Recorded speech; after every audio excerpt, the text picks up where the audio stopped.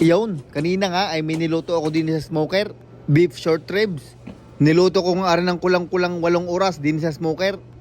Isinabay ko nga rin kanina nung ako nagluto ng bacon. Aring ang aming smoker din ay gamit na gamit.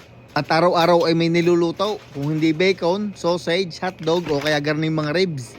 Kaya ako'y nakapagluto na rin ay gawa ng kadami naming na-order na short ribs. Kaya naisip ko i-smoke at ibebenta namin din eh.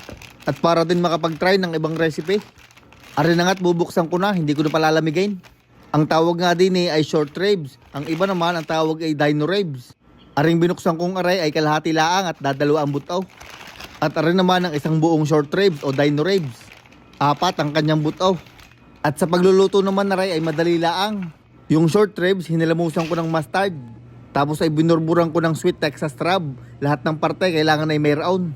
Tapos ay in-smoke ko sa 250 degrees Fahrenheit ng mga 4 na oras. Pagkatapos ay binalot ko sa butcher paper at niluto ko ulay ng mga 4 na oras o hanggang mag 200 degrees Fahrenheit ang internal temperature. Pagkatapos noon ay ire-rest nyo ng mga 1 oras. Pero aring aking nilutong aray ay bibiyakin ko na para makita ninyo. Yan, ganyan nga ang itsura niyan, juicy ang loob. Tatapyasan ko lang ng kaunti para matikman.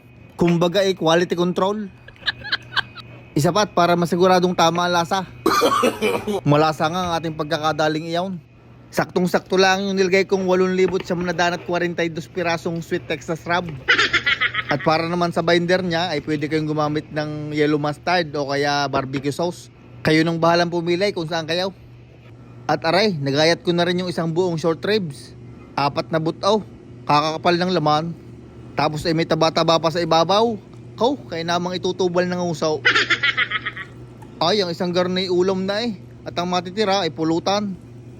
Aray, palalamigin ko laang. Pagkatapos ay ibabacuum seal bag. Lalagyan ng label at pwede nang ibenta. Iinitin na lang ng customer sa kanila. At humabol pa nga si Utoy ng isa pang tapyas. Ay sa paunti-unti ay ubaw sang isa sa akin.